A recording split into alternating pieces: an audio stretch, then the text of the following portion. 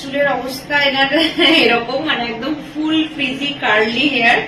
তো দিদির কাছে শুনে নেবো দিদি কোথা থেকে এসছে।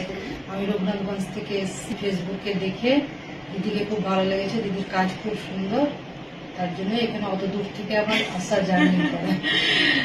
তোমরা শুনলে রঘুনাথগঞ্জ থেকে এসছে, অনেকটা দূর থেকে এসছেন, এবং মানে সেই বিশ্বাস এবং ভরসাটা যেন মানে দিদি থাকে, তো সেই হিসাবে উনি এসছেন আমার কাজ দেখে। তো আজকে এটা হেয়ারটা স্ট্রেটনিং হবে, ওনার অনেক দিনের ইচ্ছা, তো ভরসা করে আজকে ফার্স্ট টাইম হবে, তো ভরসা করে এখানে এসছেন। তো দিদিকে তো থ্যাংক ইউ।